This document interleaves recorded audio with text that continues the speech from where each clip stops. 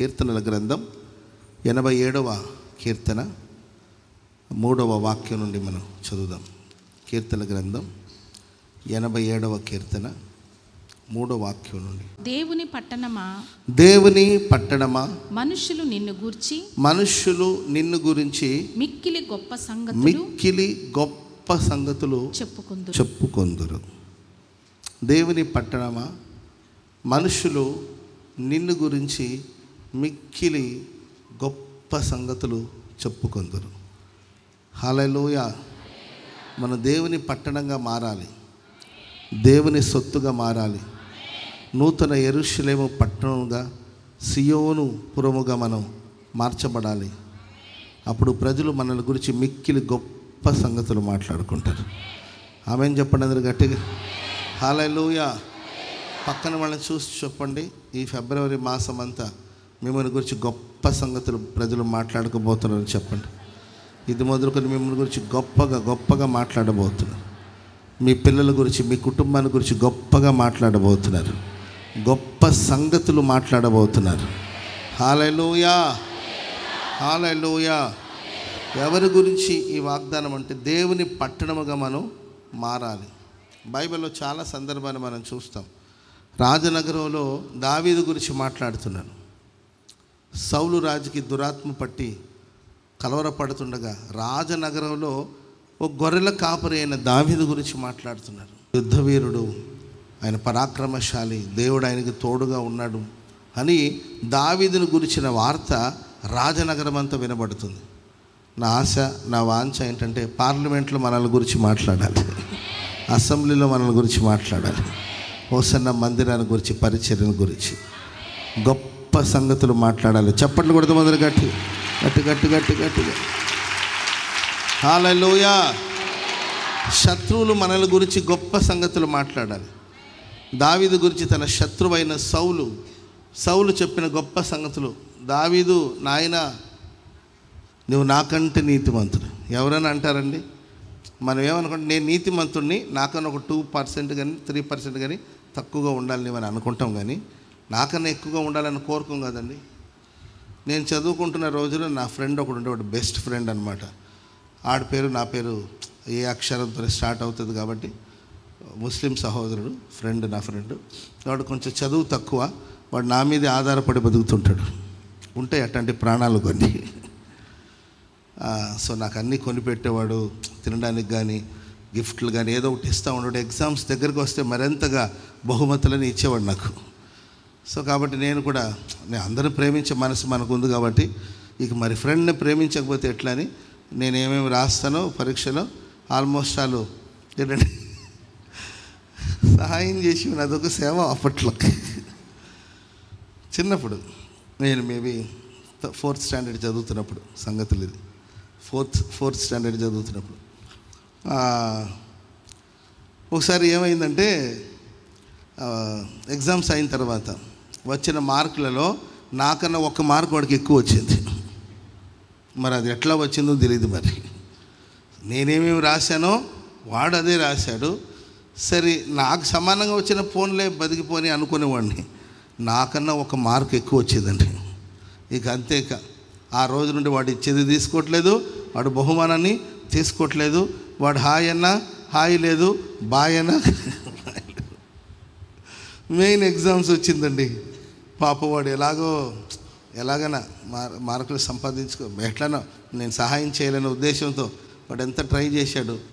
పొరపాటున నేను సరే సహాయం చేయలేదండి. పాప వాడు ఫెయిల్ అయిపోయాడు. వాళ్ళు ఆ తర్వాత తల్లి వచ్చి, ఏందయ్యా ఇంత బాధ, అయినా నాకన్నా 1 మార్కు వాడు ఎట్ట తెచ్చుకుంటాడు అసలు. అంటే అప్పుడు చిన్నతనం కాబట్టి తెలీదు. ఆ చిన్నతనంలో అలాగే ఆలోచిస్తారు ఎవరైనా. నా అంతటి నీతిమంతుడన్నా పర్వాలేదు, నువ్వు నాకంటే నీతిమంతుడు. ఒక శత్రు చెప్పిన సాక్ష్యం ఇది. చప్పట్లు కొడదాం అందరూ గట్టిగా.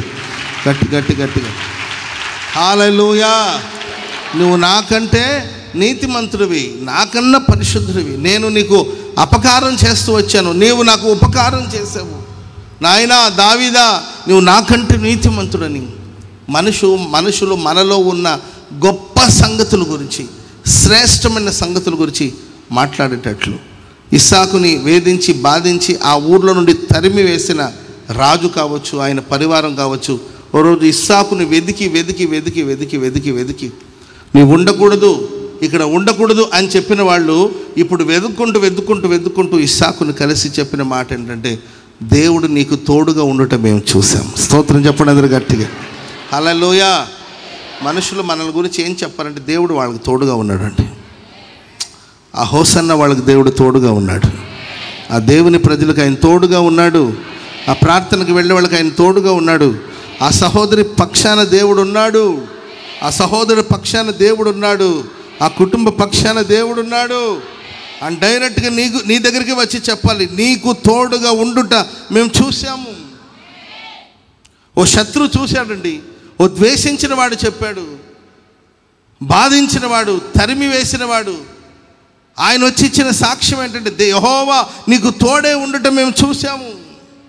కాబట్టి నీతో పేచీలు పెట్టుకోదలుచుకోవట్లేదు, నీతో యుద్ధం చేయదలుచుకోవట్లేదు, నేను ఇంకా బాధించదలుచుకోవట్లేదు. కాబట్టి మనం సమాధానం పెడదాం, మనం సంధి చేసుకుందాం, మనం సమాధానంగా ఉండాలి. ఎందుకంటే దేవునికి తోడుగా ఉండే వ్యక్తికి వ్యతిరేకంగా మేమేమీ చేయలేము.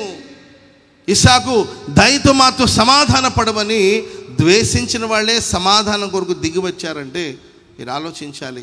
ప్రియులరా, ఇస్సాకులో ఉన్న గొప్ప సంగతులు. Praise the Lord. హల్లెలూయా. కాబట్టి ఈ ఫిబ్రవరి మాసం అంతా, ఓన్లీ ఒక ఫిబ్రవరి మాసమే కాదండి, ఈరోజు మొదలుకొని ఈ వాగ్దానాన్ని మనం స్వతంత్రించుకోబోతున్నాం. ఈ వాగ్దానాన్ని స్వతంత్రించుకోబోతున్నాము. మనుషులు నిన్ను గురించి, దేవుని పట్టణమా, మనుషులు నిన్ను గురించి గొప్ప సంగతులు మాట్లాడుకుంటారు. హల్లెలూయా. ఆ మొదటి వచనం చదవండి. మొదటి వచనం, ఆయన పట్టణపు పునాది పరిశుద్ధ పర్వతముల మీద వేయబడి ఉన్నది. ఆయన పట్టణపు పునాది పరిశుద్ధ పర్వతముల మీద వేయబడి ఉన్నది. యాకోబు నివాసములన్నిటికంటేను సియోను గుమ్మములు యెహోవాకు ప్రియములై ఉన్నాయి. ప్రియులరా, మనుషులు ఈ పట్టణాన్ని గురించి ఇంత గొప్పగా మాట్లాడడానికి కారణం ఏంటంటే, యాకోబు నివాసాలన్నిటికంటే సియోను గుమ్మములు యెహోవాకు ప్రియముగా ఉన్నాయి. ఈ సియోను పట్టణాన్ని గురించి, సియోను పురమును గురించి, యెరూషలేం పట్టణం, సియోను పట్టణాన్ని గురించి మనుషులు గొప్ప సంగతులు మాట్లాడుకోవడానికి గల కారణాలు ఏంటి అంటే, యాకోబు నివాస స్థలంలో ఎన్నో నివాసాలు ఉన్నప్పటికీ ఈ సియోను పురము లేకపోతే సియోను యొక్క గుమ్మములను అవి దేవునికి ఎంతో ప్రియముగా ఉన్నట్లు వాక్యంలో మనం చూస్తున్నాం. దేవునికి ఎవరైతే ప్రియముగా జీవిస్తారో, దేవుని పట్టణముగా ఎవరైతే రూపాంతరం చెందుతారో, వారి విషయంలో మనుషులు గొప్ప సంగతులు మాట్లాడుకుంటారు. హల్లెలూయా. దేవునికి మనం ఎలా ప్రియముగా మార్చబడతాం, దేవునికి ప్రియముగా మనం మారడానికి ఎలా మార్చబడతాము అంటే, మన వచనం చదివామండి. ఈ పట్టణం యొక్క పునాది ఎక్కడ వేయబడింది అంటే చెప్పాలి, పరిశుద్ధ పర్వతం మీద పునాది వేయబడి ఉందంట. Praise the lord. మన దేవుని సమీపించాలంటే, దేవునికి ఇష్టలుగా బ్రతకాలంటే, దేవునికి ప్రియమైన వారుగా మనం మార్చబడాలంటే, ప్రపంచంలో ఎన్నో సంఘాలు ఉండొచ్చు, కానీ మనం ఆయనకు ప్రియముగా మార్చబడాలంటే, ప్రపంచవ్యాప్తంగా కోట్ల మంది ప్రజలు ఆయన ఆరాధిస్తున్నారు, వారందరిలో నీవు ఆయనకు ప్రియముగా, ప్రియమైన సంఘముగా, ప్రియమైన పిల్లలుగా, ఆయనకు అనుకూలమైన వారుగా, ఆయన చిత్తాను జరిగించేవారుగా, నా చిత్తమంతా జరిగించేవాడు ఈయన, నా హృదయానుసారుడు అని మనల గురించి దేవుడు సాక్ష్యం ఇవ్వాలంటే, దేవునికి ప్రియముగా మారాలంటే, ప్రియులరా, మూలం పరిశుద్ధ పర్వతం మీద మనకు పునాది వేయబడాలి. ఈ పట్టణం పరిశుద్ధ పర్వతం మీద పునాది వేయబడిన పట్టణం. ఎక్కడుంది నీ పునాది? ఎక్కడ నీ పాదములు స్థిరపరచబడి ఉన్నాయి? ఎక్కడ నీవు నిలిచి ఉన్నావు? నీ పునాది ఎక్కడ? పునాది బైబిల్ చెప్తుంది, పునాదులు పాడైపోగా నీతిమంతులు ఏం చేస్తారు? పునాది పాడైపోతే నీవు దాని మీద పెద్ద భవనం నిర్మించలేవు. పునాది, మనిషి ఊహలే చెడిపోతే ఎవరు ఏం చేయలేరు. కొన్నిసార్లు దేవుడే కొందరిని సాతాను చేతికి అప్పచెప్పేస్తాడు. ఎందుకంటే వాళ్ళ ఊహ అంతా చెడిపోయింది. తప్పులు చేస్తే దేవుడు గద్దించి బుద్ధి చెప్పి సరి చేస్తాడు. ఊహే చెడిపోయిందండి. వాళ్ళ ఊహలు చెడిపోయింది, వాళ్ళ ఊట చెడిపోయింది. మంచి చేస్తున్నా కూడా అది వాళ్ళకి చెడుగా కనబడుతుంటే, మంచి మాటలు చెప్తున్నా కూడా అది తప్పుగా వాళ్ళు అపార్థం చేసుకుంటుంటే, ప్రేమ చూపిస్తున్నా కూడా వాళ్ళు ద్వేషిస్తూ ఉంటే, దానికి కారణం ఏంటంటే వాళ్ళ ఊహ అంతా చెడిపోయింది. అందుకే దేవుడు ఇంకా అనవసరం. వాళ్ళ ఊహ అంతా పాడైపోయినప్పుడు, బలాత్కారంతో దేశం నిండిపోయినప్పుడు, వాళ్ళ ఊహ అంతయు చెడిపోయినప్పుడు దేవుడు భూమిని తుడిచిపెట్టడానికి ఇష్టపడ్డాడు తప్ప ఏమీ చేయలేని పరిస్థితి. కాబట్టి దేవుని బిడ్డలారా, పునాది బాగుండాలి. పునాది ఎక్కడుండాలంటే పరిశుద్ధ పర్వతం మీద ఉండాలి. స్తోత్రం చెప్పండి గట్టిగా. దేవుడు అంటే, నేను పరిశుద్ధుడైన ప్రకారం మీరును పరిశుద్ధులుగా ఉండాలి. నేను పరిశుద్ధుడు కనుక మీరు కూడా పరిశుద్ధులుగా ఉండాలి. ఆ పరిశుద్ధత అనే పునాది ఎవరికైతే నిర్మించబడి ఉంటుందో వాళ్ళ జీవితంలో దేవుడు వాళ్ళ ప్రియముగా మార్చబడతారు. వాళ్ళ గురించి ప్రపంచం గొప్ప సంగతులు మాట్లాడుకుంటారు. నీకు పెద్ద పెద్ద టాలెంట్స్ ఉండాల్సిన అవసరం లేదు, పెద్ద పెద్ద తలాంతులు ఉండవలసిన అవసరం లేదు, కృపావరాలు ఉండాల్సిన అవసరం లేదు.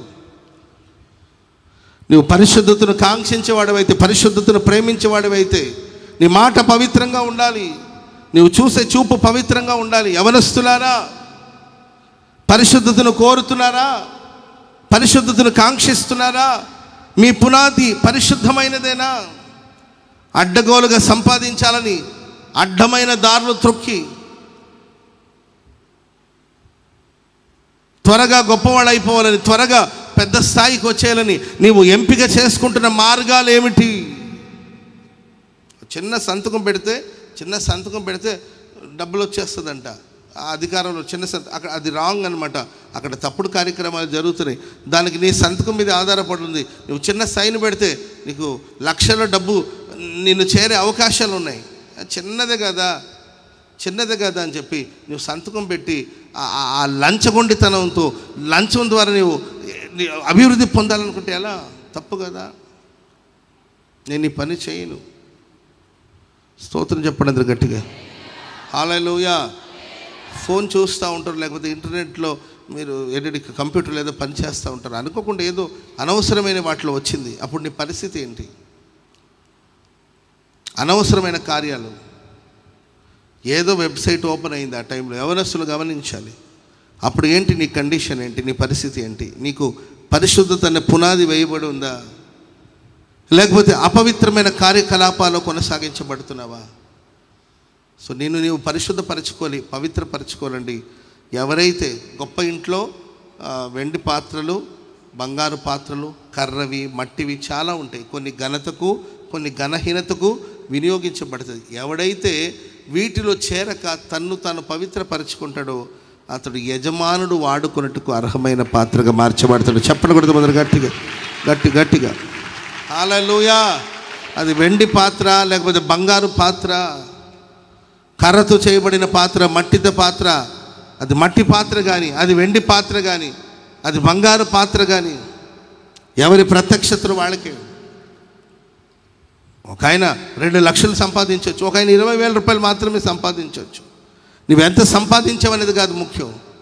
ఒక ఆయన సిటీలోనే చాలా కాస్ట్లీ ఏరియాలో పెద్ద అపార్ట్మెంట్లో ఆయన ఉండొచ్చు, ఇంకొకటి పూరిపాకలో ఉండొచ్చు. నువ్వు మట్టితో చేయబడ్డావా, కర్రతో చేయబడ్డావా, నువ్వు చేసే వృత్తి ఏంటి, నువ్వు చేసే వ్యాపారం ఏంటి, అది కాదు ముఖ్యం. నిన్ను యజమానుడు వాడుకుంటున్నాడా? నువ్వు యజమానుని చేతిలో ఉన్నావా? యజమానుడు నిన్ను వినియోగిస్తున్నాడా? యజమానునికి నువ్వు ఉపయోగపడే వ్యక్తిగా ఉన్నావా? యజమానుడి చేతులు వాడబడే వ్యక్తిగా ఉన్నావా? ఆలోచించాలి. ఎవడైతే వీటిలో చేరక తన్ను తాను పవిత్రపరుచుకుంటాడో, పవిత్రత అనే పునాది మీద, పరిశుద్ధ పర్వతం మీద ఎవరికైతే పునాది వేయబడి ఉంటుందో వాక్యం సెలవిస్తుంది, వారిని ప్రభువు వాడుకుంటాడు. ఆమెను చెప్పండి అందరు గట్టిగా. కొంతమంది కోతి తాను చెడి వనమంతా చెరిపేటట్టు వాళ్ళు పాడైపోయి చుట్టూ ఉన్న వాళ్ళందరినీ పాడు చేస్తూ ఉంటారు. వాళ్ళ ఆలోచన విధానాలతో చుట్టూ ఉన్న వాళ్ళని చెడగొడుతుంటారు. కొంతమంది, ఒక నక్క ఉందంటండి, అదొక రోజు ఎక్కడో దాడుతున్నప్పుడు ఆ నక్క తోక మరి ఏ కంచెలు చిక్కుని కట్ అయిపోయింది అనమాట.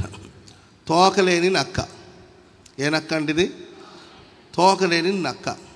ఎప్పుడైనా చర్చికి వచ్చిందనుకోండి, మిగతా నక్కలన్నింటికీ తోకలు ఉన్నాయి, దీనికి మాత్రమే తోకలేదు. ఇది షేమ్గా ఫీల్ అయిందనమాట. ఏం చేయాలి బయటికి రావాలంటే సిగ్గుగా ఉంటుంది, సమాజంలో రావాలంటే సిగ్గుగా ఉంటుంది. అందుకే ఒకరోజు ఏం చేసింది తెలుసండి, ఒక కొండ మీదకి ఎక్కి అలా చూస్తూ ఉందంట. అలా చూస్తూ ఉంటే మిగతా నక్కలన్నీ కూడా అడిగాయి, ఏంటి అలా చూస్తుంటే మీకు కనబట్లేదా ఆకాశమందు ఆశీనుడు అంటే ఈ అనుకునేంట మాకు కనబడట్లేదు. ఏం కనబడట్లేదంటే నాకు కనబడుతున్నాయి. ఆహా ఎంత అద్భుతంగా ఉన్నాడు ఆయన, కెరూబులు సెరాఫులు అని అంటుంటే ఇవన్నీ కూడా ఈ మిగతా నక్కలకు అర్థం కాల. నిజమేనా బ్రో, నిజంగానే కనబడుతున్నాడా? నిజంగానే అవును, నిజంగానే కనబడుతున్నాడు. అదేంటి మా అందరికీ కనబడకుండా నీకు మాత్రమే కనబడడం ఏంటంటే నాకు తోక లేదుగా, మీకు తోకలు ఉన్నాయి కదా, తోకలు ఉన్నవాడికి అయినట్టు కనబడతాడు అని అందంట. ఈ పిచ్చి నక్కలన్నీ కూడా కలిసి అవన్నీ కూడా తోకలు తీసేసుకుని వచ్చినాయంట. అవి కూడా వచ్చి ఇట్లా చూస్తూ ఉన్నాయంట. చూస్తూ ఉంటే ఏంటండి అప్పుడు అడుగుతాడు, కనబడుతున్నాడా దేవుడు అంటే, కనబడలేదంటే మరలా నేను పాపిని అనుకుంటున్నాను. కనబడుతున్నాయి అంటున్నట్టు, కనబడుతున్నాయి అని అంటుంటే ఆ తర్వాత కిందకి వెళ్తారు. ఇద్దరు ఫ్రెండ్స్ మాట్లాడుకున్నారంటే, ఒరే నీకు నిజంగా కనబడంటే ఉత్తనే, కనబడలేదంటే పాపి అనుకుంటారేమని. ఏంటంటే ఎవడో ఒకడు చెడిపోయాడు, నువ్వు చెడితే చెడు, వాళ్ళు చెడి చుట్టూ ఉన్న సమాజాన్ని చెడగొట్టి నువ్వు చెడిపోతే చెడిపోయి నీ కుటుంబాన్ని ఎందుకు పాడు చేస్తున్నావు? నువ్వు పాడైపోతే పాడైపోయి నీ సహోదరులు ఎందుకు పాడు చేస్తున్నావు? నీ పునాది పవిత్రమైనదేనా? పరిశుద్ధ పర్వతం మీద నీకు పునాది వేయబడి ఉందా? నువ్వు దేవునికి ప్రియముగా మార్చబడకపోవడానికి కారణాలు ఏమిటి? దేవుని సంగమా, నిన్ను గురించి మనుషులు మిక్కిలి గొప్ప సంగతులు మాట్లాడకపోవడానికి కారణాలు ఏంటంటే నీవింకా ఆయనకు ప్రియమైన సంగముగా మార్చబడలేదు, ఇంకా పరిశుద్ధతన పునాది మీద నిర్మించబడలేదు. యువత గమనించాలి, యవనస్తులు బాగా గమనించాలి. చాలా వేగంగా ఉంటున్నారు. ఈ వేగం ప్రమాదానికి దారితీస్తుందేమో, జాగ్రత్త పడాలి. త్వరపడి తీసుకునే నిర్ణయాలు, చేసే పనులు. ఒక కుర్రోడు ఒక మిద్దె మీద నుండి, ఇంటర్ చదువుతున్న కుర్రోడు మేడ మీద నుండి కింద పడి చనిపోయాడు. సూసైడ్ చేసుకుని మేడ మీద నుండి కింద పడి చనిపోయాడు. ఏంటి అని వివరాలకు వెళ్ళి చూస్తే ఎవరితో మాట్లాడారు? అవతల వ్యక్తి తీయగా మాట్లాడింది. అవతల వ్యక్తి అంటే ఇంకెవరండి? అవతల ఒక ఆడపిల్ల తీయగా మాట్లాడింది, రెచ్చగొట్టేటట్టు మాట్లాడింది. ఇతని వీడియో కాల్లోకి రమ్మని చెప్పింది. అసహ్యంగా ఆమె కనిపించింది, అసహ్యంగా ఈయన కూడా కనబడమని చెప్పింది. సరే, ఇతను కూడా అసహ్యంగా ఆ అమ్మాయికి కనిపించాడు. వెంటనే దాని ఫోటో తీసుకున్నారు. రెడీ. కొద్దిసేపు తర్వాత ఇంకా ఓ మగ స్వరంలో ఒక మాట అవతల నుండి ఎవరో మాట్లాడారు. ఇది నీ తల్లిదండ్రులు చూపిస్తానో మొత్తం మీద బెదిరించాడు. ట్రాప్. అవతల నుండి మాట్లాడారు. భయపడిపోయాడు. ఎంతో డబ్బు అడిగారు ఈయన దగ్గర. ఈ కుర్రోడిని డబ్బులు అడిగారు. ఇంటర్ చదివే కుర్రోడి దగ్గర ఏం డబ్బు ఉంటుందండి?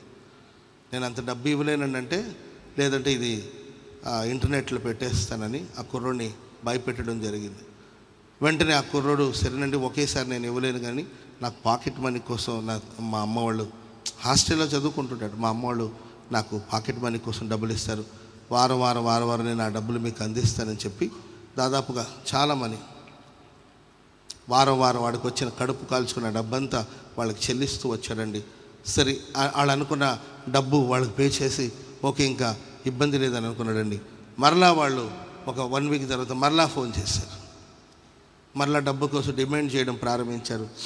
తల్లిదండ్రులు చెప్పుకునే ధైర్యం లేక, స్నేహితులు ఏమనుకుంటారనే అవమానంతో, ఇది పబ్లిక్లోకి తెలిస్తే నన్ను మనుషులు ఎలా చూస్తారనే అవమానాన్ని తట్టుకోలేక ఇంటర్మీడియట్ చదువుతున్న ఒక కుర్రోడు, ఇంటర్ అంటే వయసు ఎంత ఉండొచ్చు అమ్మా?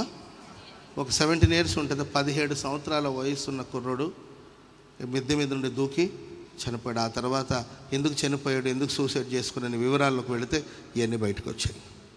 ఇలాంటివి లోకంలో ఎన్నెన్నో జరుగుతున్నాయి. ఆడపిల్లలు మోసపోతున్నారు, మగపిల్లలు మోసపోతున్నారు. ఎందుకంటే పరిశుద్ధతను గురించిన ఒక పునాది లేకపోగా. ఈరోజు దేవుడు నిన్ను వాడుకోకపోవడానికి కారణాలు ఏంటి? నిన్ను గురించి మనుషులు గొప్ప సంగతులు మాట్లాడుకోకపోవడానికి కారణాలు ఏంటంటే ప్రియులారా, పవిత్రత అనే పునాది మీద ఎవరైతే తమ జీవితాన్ని నిర్మించుకుంటారో, కట్టుకుంటారో, వాళ్ళే దేవునికి ప్రియులుగా మార్చబడతారు. ఆ ప్రియుల గురించి ప్రపంచం గొప్పగా మాట్లాడుకుంటుంది. చప్పట్లు కొడుతూ అందరూ గట్టిగా హల్లెలూయా. చెప్పండి గట్టిగా హల్లెలూయా. మీకా ప్రవచన గ్రంథం 4:2 ఇంకొక మాట అదే సియోను గురించి రాయబడి ఉంటుంది. చదవండి. మీకా గ్రంథం 4:2. కాబట్టి ఆ కాలమున అన్యజనులు అనేకులు వచ్చి సియోనులో నుండి ధర్మశాస్త్రము యెరూషలేములో నుండి యెహోవా వాక్కును సియోనులో నుండి ధర్మశాస్త్రము యెరూషలేము నుండి యెహోవా వాక్కు బయలు వెళ్ళును. యాకోబు దేవుని మందిరమునకు యెహోవా పర్వతమునకు మనం వెళ్ళుదమని ఆయన తన మార్గముల విషయమై మనకు బోధిస్తాడు. మనం ఆయన త్రోవలో నడుచుదుమని చెప్పుకొని జనాలు గుంపులుగా దేవుని సన్నిధికి వస్తారంట. వాళ్ళు అంటారు, సియోను నుండి ధర్మశాస్త్రము యెరూషలేము నుండి యెహోవా వాక్కు బయలు వెళుతుంది. స్తోత్రం చెప్పండి గట్టిగా. నీవే ఒక యెరూషలేము పట్టణంగా మారాలి. నీవే ఒక సియోను పట్టణముగా మారాలి. అప్పుడు ధర్మశాస్త్రం నీలో నుండే బయలుదేరాలి. నీలో నుండే యెహోవా వాక్కు బయలు వెళ్ళాలి. మనుషులు చెప్పుకుంటున్నారండి, యాకోబు దేవుని మందిరమునకు వెళ్ళుదము రండి. ఎందుకంటే ఆ సియోనులో ధర్మశాస్త్రం, యెరూషలేము నుండి దేవుని వాక్యం బయలు వెళుతుంది. వాళ్ళు వాక్యాన్ని బోధిస్తారు. అక్కడ దేవుని వాక్యం ప్రకటించబడుతుంది. అక్కడ ధర్మశాస్త్రం, అది ఎన్నెన్నో శాస్త్రం ఉంది. అది నీతి కలిగిన శాస్త్రం, ధర్మమైన శాస్త్రం. దేవుని మందిరానికి వెళదాం. అక్కడ దేవుని మార్గాలు మనకు బోధించబడుతుంది. ఆయన త్రోవలో మనం నడుచుకుందామని ప్రజలు గుంపులుగా రావాలి. Praise lord. ఆమేన్ చెప్పడదు గట్టిగా. నీ చొక్కాయి పట్టుకొని రావాలి జనాలు. ఆమేన్ చెప్పడదు గట్టిగా. హల్లెలూయా. మీ కొంగు పట్టుకొని కొంతమంది రావాలి. యూదునొకని చెంగు పట్టుకొని 10 మంది దేవుని మందిరానికి వస్తారంట. ఆమేన్. ప్రభు నమ్ముకొని ఎన్ని సంవత్సరాలు అయింది? ఎంతమందిని మన దేవుని సన్నిధికి నడిపించి ఉంటాము? ఎంతమందికి దేవుని గురించి బోధించి ఉంటాము? ఎంతమందిని దేవుని సన్నిధి తీసుకొని వచ్చి ఉంటాము? ఆమేన్. హల్లెలూయా. పలానా అన్నయ్య ద్వారా మేము దేవుని మందిరానికి వచ్చామండి, పలానా బ్రదర్ మాకు చెప్పారు, మేము దేవుని సన్నిధికి వచ్చాము. ఓ సమరియా స్త్రీ, ఓ పాపాత్ములైన స్త్రీ ఊరంతటిని దేవుడి దగ్గర తీసుకొచ్చింది. ఓ పాపాత్మురాలైన స్త్రీ ఊరంతటిని యేసు ప్రభు దగ్గరికి, పట్టణపు వెలుపట, ఊరి వెలుపట ఉన్న బావి దగ్గరికి ఊరంతటిని తీసుకొచ్చిందంటే మీరు ఆలోచించాలి. ఏం చెప్పుంటుంది, ఎలా చెప్పుంటుంది, ఎలా బోధించుంటుంది ఆమె. దేవుని వాక్యం మీలో నుండి బయలు వెళ్ళాలి. ధర్మశాస్త్రం మీలో నుండి బయలు వెళ్ళాలి. వాక్యము చేత మీ హృదయాలు నింపబడాలి. మీ నోరు వాక్యాన్ని మాట్లాడాలి. దివారాత్రులు యెహోవా ధర్మశాస్త్రమందు ఆనందించుచు దివారాత్రులు దేవుని వాక్యాన్ని ధ్యానించే వారుగా మీరు మారాలి. మీ గుండె నిండా దేవుని వాక్యం నింపబడాలి. హృదయం నిండిన దాన్ని బట్టి నోరు మాట్లాడుతుంది. ఆమేన్ చెప్పండి గట్టిగా. హృదయంలో దేవుని వాక్యం నింపబడితే నీ నోటి మాటలని వాక్యమే. ప్రార్థన చేసిన వాక్య ప్రస్తావన ఉంటుంది. కొంతమందిని ప్రార్థన చేయమంటే పొడిగా ప్రార్థన చేస్తారు. అంటే ప్రార్థన ఇలాగే చేయాలి, అలాగే చేయాలని ఏం లేదు. సరే, నీవు యథార్థ హృదయంతో ఒకవేళ నీకు ఆ నాలెడ్జ్ లేకపోతే నీవు ప్రార్థన చేస్తుంటే ఓకే, దేవుడు అంగీకరిస్తాడు. దాని గురించి నేను చెప్పట్లా. కొంతమంది ప్రార్థన చేస్తుంటే ఆ ప్రార్థనలో దేవుని వాక్యం, దేవుని వాగ్దానాన్ని గుర్తు చేసి, దేవుని వాక్యాన్ని ఉచ్చరించి, దేవుని వాగ్దానాన్ని చెప్పి ప్రార్థన చేస్తారు. ఆమేన్ చెప్పండి అందరూ గట్టిగా. హల్లెలూయా. హల్లెలూయా. కీర్తన గ్రంథం 40వ కీర్తన 7, 8, 9 వచనాలు చదవండి. కీర్తన గ్రంథం 40వ కీర్తన 7, 8, 9 వచనాలు. అప్పుడు పుస్తకపు చుట్టలో నన్ను గూర్చి వ్రాయబడిన ప్రకారం నేను వచ్చి ఉన్నాను. నా దేవా నీ చిత్తము నెరవేర్చుట నాకు సంతోషము. పై వచనం కూడా నాకు చెవులు నిర్మించున్నావనే మాట ఉంటుంది. బలులనైనను నైవేద్యములనైనను నీవు 6వ వచనం, బలులనైనను నైవేద్యములైన నీవు కోరుటలేదు, నీవు నాకు చెవులు నిర్మించి ఉన్నావు. స్తోత్రం చెప్పండి అందరూ గట్టిగా. హల్లెలూయా. దేవుడు మనకు చెవులు నిర్మించున్నాడు. ఏది ఇటనండి అందరూ, దేవుడు నాకు చెవులు నిర్మించున్నాడు అని. Praise lord. నాకు చెవులు నిర్మించున్నాడు. ఏ చెవులు ఏంటండి? బాహ్యమైన ఈ చెవులు కాదు. ఇది అందరికి జనరల్గా అందరికి ఉంటాయి చెవులు, కుక్కలు కూడా ఉంటాయి చెవులు. ఇది కాదు నేను చెప్పేది. చెవులు నిర్మించి ఉన్నాడు. ఆ ప్రకటనకు రాయబడిన మాట ఏంటంటే, ఆత్మ చెప్పు సంగతులు సంఘములో చెవి గలవాడు వినుగాక. ఆమెన్ చెప్పండి అందరు గట్టిగా. ఆత్మదేవుడు, పరిశుద్ధాత్మ దేవుడు చెప్పే సంగతులు అందరికీ అర్థం కాదు. చెవులు నిర్మించబడాలి. ఆయన నాకు చెవులు నిర్మించి ఉన్నాడు. సో కాబట్టి నేను ఒకప్పుడు బలులు కోరుకుంటాడేమో, దహన బలులు కోరుకుంటాడేమో అని బలులు అర్పించాలనుకున్నా. ఆయన బలులు కోరుకోవడం అనే సంగతి ఆయన నాకు చెవులు నిర్మించాడు కనుక నాకు ఇప్పుడు అర్థమవుతుంది. ఆయన బలులు కోరుకునేవాడు కానే కాదు. చదవండి మా, కంటిన్యూ చేయండి. దహన బలులనైనను పాప పరిహారార్థ బలులనైనను నీవు తెమ్మనలేదు. అప్పుడు పుస్తకపు చుట్టలో నన్ను గురించి ఏమి రాయబడి ఉందో నేను వచ్చి ఉన్నాను. నన్ను గురించి ఏం రాయబడిందో నాకు తెలిసి ఇప్పుడు నేను వచ్చి ఉన్నాను.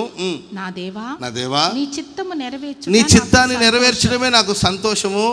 నీ ధర్మశాస్త్రంలో ఆంతర్యములో ఉంది. ఏముంది మన అంతరంగంలో? చెప్పాలి. మన ఆంతర్యంలో ఏముండాలి? నీ ధర్మశాస్త్రం, నీ వాక్యం నా ఆంతర్యములో ఉన్నది. నా పెదవులను మూసుకొనక మహాసమాజంలో నీతి సువార్తను నేను ప్రకటించుచున్నానని నేనంటిని. యెహోవా అది నీకు తెలిసి ఉన్నది. నా హృదయములో ఉంచుకుని నేను ఊరకుండలేదు. నీ సత్యమును నీ రక్షణను నేను వెల్లడి చేస్తున్నాను. నీ కృపను నీ సత్యమును మహాసమాజమునకు తెలుపక నేను వాటిని మరుగు చేయలేదు. స్తోత్రం చెప్పండి అందరు గట్టిగా. నా ఆంతర్యములో ధర్మశాస్త్రం ఉంది. నీ రక్షణను, నీ కృపను, నీ సత్యమును మహాసభలో నేను తెలియచేయకుండా మౌనంగా ఉండలేదు. పిచ్చి ఫోన్ ఒకటి కొన్నారనుకోండి, పిచ్చి ఫోన్ ఒకటి కనుక్కున్నారనుకోండి, పొరపాటున బ్రదర్ ఏ ఫోన్ అది, ఐఫోనా, ఐఫోన్ లాగా ఉంది అన్నాం అనుకోండి, వెంటనే ఆ ఫోన్ తీసి ఈ ఫోను నేను పలానా చోట కొన్నాను, ఈ ఫోన్ వివరాలు ఇది, దీంట్లో ఇన్ని కలర్లు ఉంటాయి, నేను ఈ కలర్ అంటే నాకు ఇష్టం కాబట్టి దీన్ని కొనుక్కున్నాను, దీని కాస్ట్ ఇది సాధారణమైన వాళ్ళందరూ వాడలేరు, మేము కొంచెం రిచ్ కాబట్టి మేము కొన్నాం, మీరు పిచ్చి కాబట్టి మీరు వాడలేరు కానీ మేము కొంచెం రిచ్ కాబట్టి దీన్ని వాడుతున్నాం, దీంట్లో ఎన్ని ప్రయోజనాలు ఉన్నాయంటే, ఓ ఎవడడిగాడు నిన్ను, ఫోన్ కొత్తదా అని అడిగాం అంతే.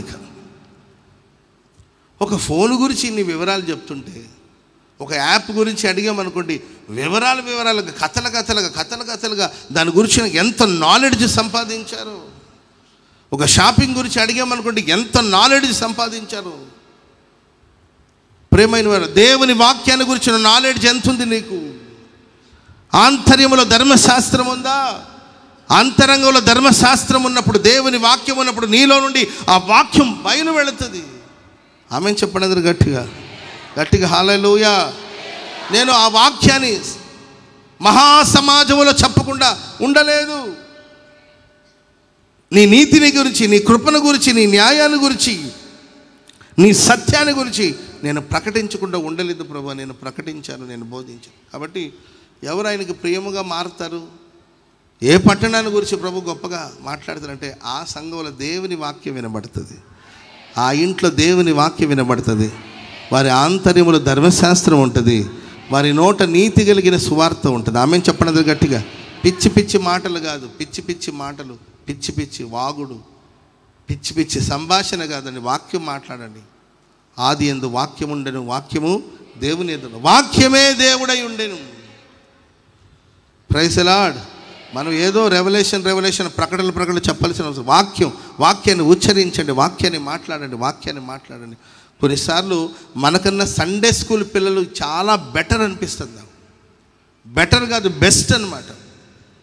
తల్లిదండ్రుల కన్నా చిన్న పిల్లలు, సండే స్కూల్లో ఉన్న పిల్లలు బెస్ట్ అని చెప్పొచ్చు. ఎందుకంటే సండే స్కూల్ పిల్లలు చక్కగా వాళ్ళకి దాని గురించిన జ్ఞానం ఉన్నా లేకపోయినా నేర్చుకుని ఆ కీర్తన భాగం అంతా చదివేస్తుంటారు. చిన్నపిల్లలు, వాళ్ళ వయసు ఎంత, వాళ్ళకే వాక్యాన్ని గురించి ఎంత నాలెడ్జ్ ఉంటే మరి మన ప్రభు నమ్ముకొని ఎంతకాలం అయింది, ఎంతకాలం నుండి భక్తి చేస్తున్నాం, ఈరోజు వాక్యాన్ని గురించిన జ్ఞానం ఎంత?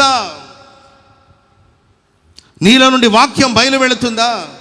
నీలో నుండి ధర్మశాస్త్రం బయలు వెళుతుందా?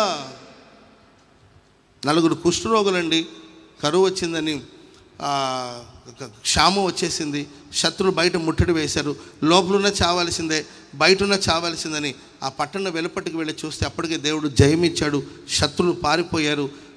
గుడారంలో వెళ్ళి చూస్తే వండి సిద్ధపరిచిన ఆహారాలన్నీ కూడా ఆ గుడారాలు ఉన్నాయి. 4 కూర్చొని బీభత్సంగా తిన్నారు, భయంకరంగా తిన్నారు. తర్వాత కొంత దాచుకున్నారు కూడా. ఇంకా చాలా ఉంది ఆహారం. ఆ 4 అనుకున్నారు, వరే మన వాళ్ళందరూ తిండి లేక లోపల చేస్తున్నారు, వాళ్ళకి ఈ వార్త తెలీదు, ఈ సువార్త తెలీదు. మనం తిన్నాం, ఎంత తింటాం తింటే.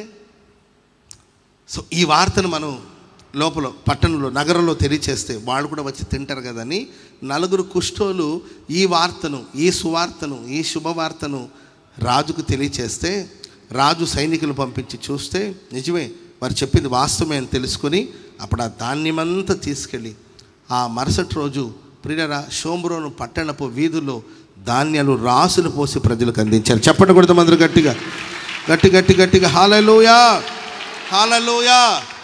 కాబట్టి దేవుని ప్రియులారా, దేవునికి మనం ఎప్పుడు ప్రియముగా మార్చబడతాం. ఏ పట్టణాల గురించి గొప్పగా ఏ సంఘాల గురించి గొప్పగా మాట్లాడతారు. మా సంఘానికి 1000 మంది వస్తారు, ఇది కాదు గొప్ప విషయం. ప్రపంచంలోనే అతిపెద్ద ప్రార్థన మందిరం అని చెప్పుకోవడం కాదు గొప్ప విషయం. ఈ పరిచర్యలో దేవుని వాక్యం ప్రకటించబడుతుందా? ఈ మందిరంలో దేవుని వాక్యం బయలు వెళుతుందా? ఈ వాక్యం అనేకులు దేవుని ఎద్దుకు నడిపిస్తుందా? మనం చదివింది కాదండి చెప్పాల్సింది, మనం అనుభవించిందని ప్రజలకు ప్రకటించాలి. మనం ఆమె చెప్పడం గట్టిగా చదువుకొని చెప్పడం కాదు, వాక్యాన్ని మన లైఫ్లో మనం అనుసరించాలి, మనం ఫాలో అవ్వాలి. మనం ఫాలో అయ్యి మనం అనుసరించిందని ఇతరులకు చెప్పాలి. ఆమె స్తోత్రం చెప్పడం గట్టిగా. నీ అనుభవాన్ని బైబిల్లో ఇలా రాయబడింది, అలా రాయబడింది అని కాదండి, ఆ బైబిల్లో రాయబడింది నేను అనుసరించాను, నా జీవితంలో ప్రభు ఇలా కార్యాలు చేశాడు అని దాన్ని మీరు సాక్ష్య రూపంగా పంచగలగాలి. మీలో నుండి దేవుని వాక్యం బయలు వెళ్ళాలి. ఆమేన్, హల్లెలూయా. ఒకటి, ఈ పట్టణము దేవునికి ప్రియమైన పట్టణం, ఇది పరిశుద్ధ పట్టణం, ఇది వాక్యాన్ని ఇక్కడ నుండి వాక్యం బయలుదేరుతుంది కనుక ఈ పట్టణం దేవునికి బహు ప్రియమైన సంఘముగా మార్చబడింది. ఆమేన్, హల్లెలూయా. రెండో మాట చెప్తాను, చదవండి. మీకా గ్రంథం 1వ వచనం. ఇంకొకసారి మీకా గ్రంథం 1వ వచనం. అంత్య దినములలో యెహోవా మందిరపు పర్వతము పర్వతముల శిఖరమున స్థిరపరచబడి కొండలన్నిటికంటే ఎత్తుగా ఎత్తబడగా ప్రవాహం వచ్చినట్లు జనులు దానిలోనికి వస్తారు. అంత్య దినములలో యెహోవా మందిర పర్వతములు శిఖరమున స్థిరపరచబడి కొండలన్నిటికంటే ఎత్తుగా ఎత్తబడిన సియోను పట్టణం. స్తోత్రం చెప్పండి అందరూ గట్టిగా. అన్ని కొండల కన్నా, అన్ని పర్వతాల మీద స్థిరపరచబడి అన్ని కొండల కంటే ఎత్తుగా ఎత్తబడాలి. Praise the lord. నీ సమకాలికులందరికంటే నా దేవుడు నిన్ను ఎక్కువగా ఆశీర్వదించును గాక. నీ సహోదరులందరికంటే ఎక్కువగా నా దేవుడు నేను ఆశీర్వదించును గాక. నీ తోటి వారందరికంటే ఎక్కువగా నా దేవుడు నేను ఆశీర్వదించును గాక. మీ సహోదరుల మధ్యలో నా దేవుడు నిన్ను గణపరచును గాక. నీ ఉద్యోగం చేస్తున్న చోటని అందరి మధ్యలో దేవుడు నీ తల పైకి ఎత్తబడేటట్లు ప్రభు హెచ్చించునుగాక, హెచ్చించునుగాక, హెచ్చించునుగాక. ఎన్నో పర్వతాలు ఉండొచ్చు, ఎన్నో కొండలు ఉండొచ్చు, వాటన్నిటికన్నా నీవు ఎత్తుగా ఎత్తబడాలి. Praise the lord. ఇటు భౌతికంగా కావచ్చు, ఇటు ఆత్మీయంగా కూడా కావచ్చండి. నీ చుట్టూ ఉన్న వాళ్ళందరికన్నా నీవు సంథింగ్ స్పెషల్ లాగా ఉండాలి. పక్కన వాళ్ళని చూసి చెప్పండి, ఇతరులకన్నా మీరు స్పెషల్గా ఉండబోతున్నారని చెప్పండి. ఇతరులతో పోల్చుకో మీరు సంథింగ్ స్పెషల్ అనమాట. 1000 మందిలో ఉన్న మిమ్మల్ని మేము గుర్తుపట్టాలి. హల్లెలూయా. 1,00,000 మందిలో ఉన్న మేము నేను గుర్తుపట్టాలి. మీరు ప్రత్యేకమైన వాళ్ళు అంతే. కొండలు ఎన్నో ఉండొచ్చు, పిచ్చి పిచ్చి కొండలు ఎన్నో ఉండొచ్చు, దాని మీద తిరునాళ్ళు ఎన్నో జరుగుతూ ఉండొచ్చు. కొండల మీద తిరునాళ్ళు అయ్యి అని జరుగుతుంటాయి. పిచ్చి పిచ్చి కొండలు ఎన్నో ఉండొచ్చు, దాని మీద తిరునాళ్ళు ఎన్నో జరుగుతుండొచ్చు. నేను అలాంటి కొండను కాదు, నేను ఎత్తుగా కనబడుతాను. స్తోత్రం చెప్పడం గట్టిగా. నా విధానాలు వేరు, నా మాటలు వేరు, నా పద్ధతులు వేరు, నా సంభాషణ వేరు. దేవుడు నన్ను హెచ్చించాడు గనుకనే ప్రజలు ప్రవాహం వచ్చినట్లు దీనిలోనికి రాబోతున్నారు. చప్పట్లు కొడుతూ దేవునికి స్తోత్రం చెప్పండి గట్టిగా. హల్లెలూయా, హల్లెలూయా. దేవుడు మనల్ని హెచ్చిస్తే, యోసేపును దేవుడు ఐగుప్తు దేశంలో హెచ్చించాడు, గణపరిచాడు, ఆశీర్వదించాడు. సియోన్ని దేవుడు కరుణిస్తాడని బైబిల్లో రాయబడింది. ఆమెను చెప్పండి అందరూ గట్టిగా. దానికి దయ చూపించే కాలము వచ్చేను అని రాయబడింది. హల్లెలూయా, హల్లెలూయా. అప్పుడప్పుడు నేను గమనిస్తూ ఉంటాను ఏంటండి, కెమెరా తిప్పుతూ ఉంటారు, సడన్గా కొందరి మీదకి వస్తుంది. సరే ప్రేయర్ చేసుకుంటున్నప్పుడు అది వేరే విషయం, వదిలేయండి. వాళ్ళు ఇట్లా కూర్చొని ఉంటారు. ఇంక మరి లేడీస్ మరి ప్రత్యేకంగా ఆడవాళ్ళు, దాంట్లో ఆడపిల్లలు ఏంటి, కెమెరా అలా వాక్యం వింటున్నప్పుడు వాళ్ళ మీద ఇలా అప్పటిదాకా ఇలా ఉంటారా, సడన్గా కెమెరా వాళ్ళ మీదకి వస్తుంది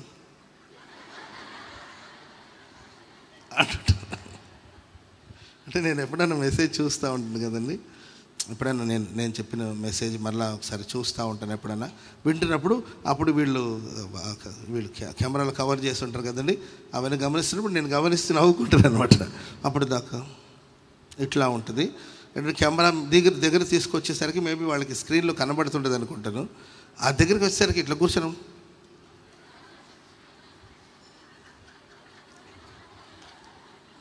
అంటుంటారు అనమాట. Praise lord. అంతే స్పెషల్ ఏంటంటే వాళ్ళ కెమెరా వాళ్ళ మీదకి వచ్చేసరికి అటెన్షన్ అనమాట. Praise lord. నా దేవుని దృష్టి కూడా కెమెరా వచ్చినట్లు నీ మీద రాబోతుందండి. కెమెరా వచ్చినట్లు ఆయన దృష్టి నీ మీదకి రాబోతుంది. నిన్ను కరుణించబోతున్నాడు, దయ చూపించబోతున్నాడు. ఓ ప్రత్యేకమైన అభిషేకాన్ని దేవుడు నీకు అనుగ్రహించబోతున్నాడు. హల్లెలూయా, హల్లెలూయా. యోసేపు మీద అలా దేవుని యొక్క దృష్టి యోసేపు మీదకి వచ్చింది. యోసేపుకు దేవుడు తోడుగా ఉన్నాడు, యోసేపుని దేవుడు ఆశీర్వదించాడు. ప్రియులరా, కొంతమంది అంటున్నారు, అన్న పెళ్ళి కావట్లేదన్నా అంటుంటారు. అయ్యా, పెళ్ళి కాని యవనస్తులకి ఒక శుభవార్త. ఆమేన్. పెళ్లి సంబంధాలు చూస్తాను అనుకుంటున్నారేమో. ఆమె వాళ్ళ అమ్మ లేదు, చనిపోయింది. నాన్న ఎక్కడో ఉన్నాడు, అన్నలు అమ్మేశారు. ఇప్పుడు ఆ యవనస్తుడు భవిష్యత్తు ఏంటండి? దేవుడు ఆయన హెచ్చించిన వెంటనే నాకు పెళ్లి చేయరా అని అడిగాడా అండి? నీవు ఏ క్యాస్టు, మీ ఏ గోత్రం, ఏ ప్రాంతానికి చెందినవాడు? మామూలుగా ఐగుప్తులకి హెబ్రీలకి గిట్టదండి. ఎందుకంటే హెబ్రీలు గొర్రెల కాపర్లు కాబట్టి, గొర్రెల కాపర్లు అంటే ఐగుప్తు దేశంలో ఉన్న వాళ్ళకి అసహ్యం అనమాట. ఈయన బ్యాక్గ్రౌండ్ ఏంటి, ఒక గొర్రెల కాపర్ల కుటుంబానికి సంబంధించిన వాడు. వాళ్ళు వీళ్ళని అసహ్యించుకుంటారు, వీళ్ళతో కలిసి వాళ్ళు భోజనం చేయరు, వీళ్ళంటే ఇష్టపడరు. Praise lord. మీ అమ్మాయికి పెళ్లి చేయాలి, ఆల్మోస్ట్ వాళ్ళు అంతా వెళ్ళి చూసి వచ్చారు, ఇంకా డేట్ ఫిక్స్ చేద్దాం అనుకున్నాను. అంత లోపల ఆ కుర్రోడు గురించి వివరాలు వెళ్ళకి వెళ్తే ఆ అబ్బాయి 3 సంవత్సరాలు రాజమండ్రి జైల్లో ఉన్నాడని తెలిసింది మీకు.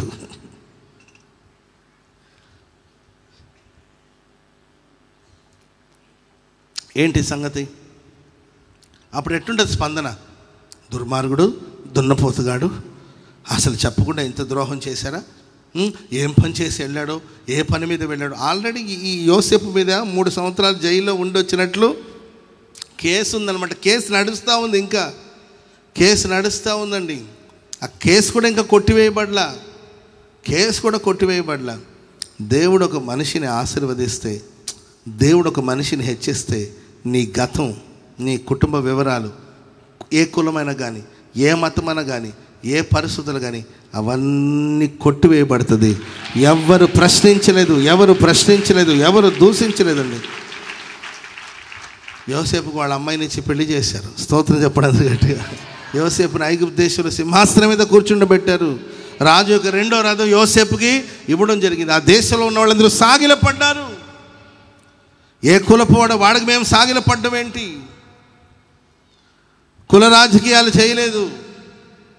కుల రాజకీయాలు, కులాన్ని బట్టి రాజకీయం కాదు. ఏ కులపోడో ఏ మతపోడో ఆ మతానికి సంబంధించిన వాడికి మేము ఎట్లా సహకరిస్తాం అనలేదండి. దేవుడు ఒక వ్యక్తిని హెచ్చిస్తే, దేవుడు ఒక వ్యక్తికి అధికారాన్ని ప్రసాదిస్తే, దేవుడు ఒక వ్యక్తిని ఘనపరిస్తే, దేవుడు ఒక వ్యక్తిని ఉన్నత స్థలంలోనికి ఎక్కిస్తే ఎవరి చేతులు కదిలించడానికి లేదు, కాళ్ళు కదిలించడం లేదు. యోసేపు ఎదుట అందరూ సాగిలపడ్డారు. ఆమెను చెప్పండి అందరూ గట్టిగా హల్లెలూయా. మరి ప్రియులారా, నీవు దేవుని పట్టణంగా మారబోతున్నావు. ఆయనకు ప్రియముగా మారబోతున్నావు. ఆయనకు ప్రియమైన ప్రజలుగా మీరు మారబోతున్నారు. దేని ద్వారా అంటే, ఒకటి పరిశుద్ధత ద్వారా, రెండవదిగా దేవుని వాక్యం ద్వారా ప్రియమైన సంఘముగా మారబోతున్నారు. రెండవదిగా మీ జత పని వాళ్ళందరికంటే నా దేవుడిని నేను ఎక్కువగా ఆశీర్వదించబోతున్నాను. మీరు గమనించుకుంటే ఈరోజు మొదలుకొని మీరు ఉద్యోగం చేస్తున్న చోట మీరు సంథింగ్ స్పెషల్గా ఉండబోతున్నారు. దేవుడు మీకు ప్రమోషన్స్ ఇవ్వబోతున్నాడు, మిమ్మల్ని గణపరచబోతున్నాడు, మిమ్మల్ని హెచ్చించబోతున్నాడు. అందరి వ్యాపారాలు వేరు, నీ వ్యాపారాలు వేరు. అంతే. హల్లెలూయా. అంటే వాళ్ళు అలా ఉండాలని మనం అనుకోవట్లేదు కానండి, వాళ్ళు అలా ఉండాలని అనుకోవట్లేదు. వాళ్ళు ఈగలు దోలుకుంటూ ఉంటారు. ఏంటండి, నీవు విస్తారంగా అభివృద్ధి పొందుతూ ఉంటావు. నీ చుట్టూ వాళ్ళు ఈగలు దోలుకుంటుంటారు, దోమలు దోలుకుంటారు. ఎట్లా అండి, మా వల్ల కావట్లేదు. మీరు ఎలా అంటే, ఇది దేవుని ఆశీర్వాదం, ఇది దేవుడు మాకు ఇచ్చిన ఆశీర్వాదం. ఇది మా సామర్థ్యం కాదు, ఇది మా శక్తి కాదు. నీ చుట్టూన ఏంటంటే నీతో నీ బెంచ్ మీద కూర్చున్న పిల్లలు ఎలా చదువుతున్నారో కానీ నీ చదువు ప్రత్యేకంగా ఉంటుంది. అంతే. హల్లెలూయా. నీకు వచ్చే మార్కులు, నీ ఫోకస్, నీ చదువు, నీ విధానాలు వేరుగా ఉంటుందండి. ప్రజలు దాన్ని గుర్తుపట్టబోతున్నారు. ఎన్నో కొండలు ఉన్నాయి. ఆ కొండలన్నిటికన్నా ఎత్తుగా ఈ సియోను కొండ హెచ్చించబడి పరిశుద్ధ పర్వతం మీద స్థిరపరచబడితే ప్రవాహం వచ్చినట్లు ప్రజలు దానిలోనికి వచ్చారు. ఆమేన్. చాలామంది కానుకలు వేశారు, కానీ ఒక విధవరాల గురించి ప్రభు చెప్తాడు. ఈమె వారందరికంటే ఎక్కువగా కానుకలు సమర్పించి ఏమి ఇచ్చిందయ్యా ఆమె? 2 కాసులు. నీవిచ్చే కానుక త్యాగము గల సేవ. ఆమె చెప్పడం గట్టిగా, త్యాగము గల సేవ. మన సేవలో త్యాగం ఉండాలి, మన ప్రార్థనలో త్యాగం ఉండాలి, మన భక్తిలో త్యాగం ఉండాలి. అందరూ తమ సమృద్ధిలోనిది అందిస్తూ వచ్చారండి, కానీ ఆ విధవరాలు తన జీవనమంతా ఇచ్చేసింది. త్యాగము గల సేవ చేసేదానికి ఇది ఒక అవకాశం మీకు. త్యాగము గల పరిచర్య చేయడానికి ఇది ఒక అవకాశం మీకు ఈ నెల రోజుల్లో. ఆమేన్ చెప్పండి అందరూ గట్టిగా హల్లెలూయా. సమృద్ధిలో ఇవ్వడం గొప్ప విషయం కాదు. సమృద్ధి లేనప్పుడు వాళ్ళు నిరుపేదలైనప్పటికీ వాళ్ళ దాతృత్వం విస్తరించబడిందని వాక్యంలో మనం చూస్తాం. ఏ సంఘం అది? మాసిదోనియా సంఘంలో ఉన్నవాళ్ళు. వాళ్ళు నిరుపేదలైనప్పటికీ వాళ్ళు పేదవాళ్ళైనప్పటికీ, మేము పేదవాళ్ళం అని కూర్చోలేదండి. వాళ్ళ దాతృత్వం విస్తరించింది. దేవునికి తమను అప్పగించుకున్నారు, దైవ సేవకులకు తమను అప్పగించుకున్నారండి. త్యాగం గల సేవ. దేవుడు అంటాడు, అందరికంటే ఈమె ఎక్కువగా ఇచ్చింది. హల్లెలూయా. నన్ను కొంతమంది అడుగుతూ ఉంటారు, అన్న ఈసారి గుడాల పండుగలో ఎవరు ఎక్కువ కానుక ఇచ్చారని నన్ను అడుగుతుంటాను. ఎందుకు బ్రదర్ అంట, నేను అందరికన్నా ఎక్కువగా మేమే ఇచ్చి ఉండాలని. ఎవరు ఎంత ఇచ్చి ఉంటారంటే ఆ వివరాలని చెప్పనులే అన్నారు. అందరికంటే పెద్ద కానుక మా ఫ్యామిలీది అయి ఉండాలన్న అంటే, ఈ మాట నేను కాదు మీకు చెప్పాల్సింది, దేవుడు చెప్పాలి మీకు. అందరికంటే మీరు ఎక్కువగా సహాయం చేశారని దేవుడు చెప్పాలి. హల్లెలూయా. ఎందుకంటే నీ కానుక దేవుని దృష్టిలో విలువైనదిగా మార్చబడాలి. Praise the Lord. హల్లెలూయా. శతాధిపతి ఒక ఆయన ఉన్నాడండి. ఆయన గురించి రికమెండేషన్లు జనరల్గా రికమెండేషన్ చేస్తూ ఉంటారు డేట్ల కోసం. దయచేసి ఆ పని చేయొద్దండి అయ్యా. ఎవరెవరినో తీసుకొచ్చి, అన్న వీళ్ళకి ఒక తేదీ నిర్ణయించండి అన్న, ఫలానా వాళ్ళని తీసుకొస్తూ ఉంటారు. సరే, మీరు చేసే పని మంచిది కాదని నేను అనట్లా. ఇక వాళ్ళ కోసం కాకపోయినా మీకోసం, మీతో మాకున్న పరిచయాన్ని బట్టి, మీతో మాకున్న స్నేహాన్ని బట్టి, మీతో ఉన్న ప్రేమను బట్టి వెళ్ళాల్సిన పరిస్థితి వస్తుంది. అంటే పరిచర్య విస్తారంగా ఉండడం వల్ల చెప్తున్నాను నేను.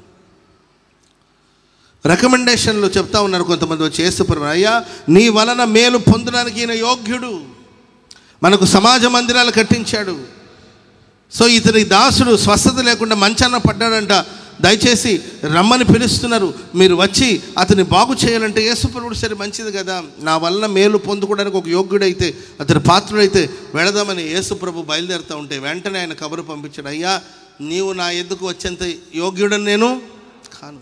ఓ మాట మాత్రం నేను పాత్రుడను కాను. మరి వీళ్ళందరూ పాత్రుడు, వాళ్ళు అంటున్నారు పాత్రుడని, నా పరిస్థితి అంటూ నాకు తెలుసు. మనల్ని ఇతరులు మెచ్చుకోవచ్చు, ఇతరులు మనల్ని గురించి పూర్తి వివరాలు తెలియనప్పుడు మనం చేసే మంచి పనులను బట్టి మనుషులు చెప్పొచ్చు, కానీ నేనెవరినో, నా స్థితి ఏంటో, యేసు ప్రభు నా ఇంట చేర్చుకోగలిగినంత యోగ్యత నాకుందా? నేను అపాత్రుణ్ణి, నేను అయోగ్యుణ్ణి. కాబట్టి నీవు నా దగ్గరకు వచ్చేంత ప్రయాసం తీసుకోవద్దు ప్రభువా, ఒక్క మాట మాత్రం సెలవు ఇవ్వండి. ఆమెను చెప్పండి గట్టి. నేను కొన్ని చోట్ల మీటింగ్కి వెళ్తాను, అయ్యా వాళ్ళు మాకు మీటింగ్ సహాయం చేస్తారు, వాళ్ళ ఇంటికి వెళ్దామని తీసుకెళ్తారు. ఆ ఇంటికి ఎక్కడో ఉంటుంది ఆ ఇల్లు, ఇక్కడే అంటుంటారు, ఇక్కడే అని 2 కిలోమీటర్లు నడిపిస్తారు. ఇక్కడే అని ఆ సందులో పడి, ఆ మూలలో పడి, ఆ సందులో పడి మొత్తం మీద అర్ధరాత్రి వేళ 11:30-12 గంటలకి అటు సందులో పడి మొత్తం మీద ఆ ఇంటికి వెళ్ళేసరికి పాయాసం తాగినంత ఆయాసం వచ్చి ఉంటుంది. ఏంటంటే మాకు వాళ్ళు హెల్ప్ చేశారు కదా, మరి హెల్ప్ చేసిన వాళ్ళు ఇంటికి వెళ్ళకపోతే ఎట్లా అంటారు వాళ్ళు. తప్పు అని నేను అననండి. వాళ్ళు అన్నారు, అయ్యా సమాజ మందిరాన్ని కట్టించాడు, మాకు ఎంతో హెల్ప్ చేశాడు, ఎంతో ఫేవర్ చేశాడు ఆయన, కాబట్టి మీరు రావాల్సిందే అని వాళ్ళు అన్నారు. సరే సహాయం చేసిన తర్వాత మనం వెళ్ళాలి కదా సమాజ మందిరానికి, సంఘానికి మేలు చేసిన వాళ్ళని పలకరించాలి కదా, వెళ్ళాలి కదా అని యేసుప్రభు కూడా బయలుదేరుతాయన్నాడు. అయ్యా వీళ్ళందరూ నన్ను ఏదో అనుకుంటున్నారు, కానీ వాళ్ళు అనుకున్నంత స్థాయి నాకు లేదు, మాట మాత్రం సెలవు ఇవ్వండి. ఆమె చెప్పడం గట్టిగా.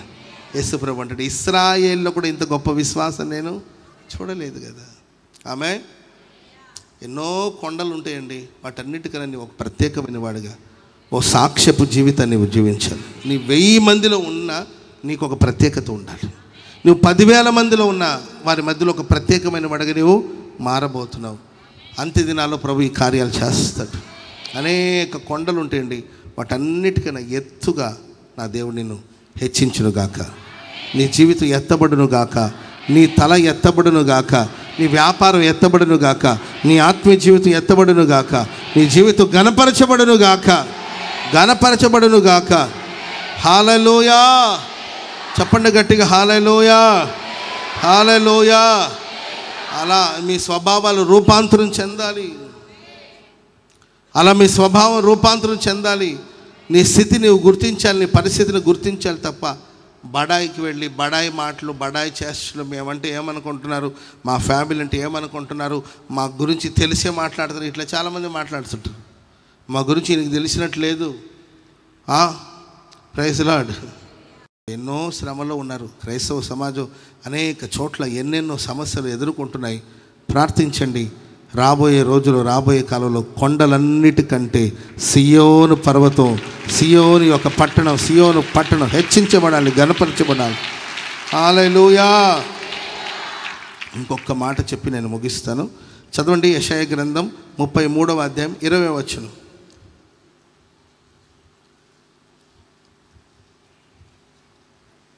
33వ అధ్యాయం 20వ వచనం. ఉత్సవ కాలములో మనం కూడుకొనుచున్న సియోను పట్టణమును చూడుము, నిమ్మళమైన కాపురముగాను తీయబడని గుడారముగాను నీ కన్నులు యెరూషలేమును చూచును, దాని మేకులు ఎన్నడూ ఊడదీయబడదు, దాని త్రాళ్లలో ఒక్కటైనను తెగదు. అక్కడ దేవుడు ప్రభావము గలవాడే మన పక్షమున ఉంటాడు. అది విశాలమైన నదులను కాలువను ఉన్న స్థలముగా ఉండును. అందులో ఓడ ఏదియు నడవదు, గొప్ప ఓడ అక్కడికి రాదు. యెహోవా మనకు న్యాయాధిపతిగా ఉంటాడు, శాసనకర్తగా ఉంటాడు, రాజుగా ఉంటాడు, రక్షకుడుగా ఉంటాడు.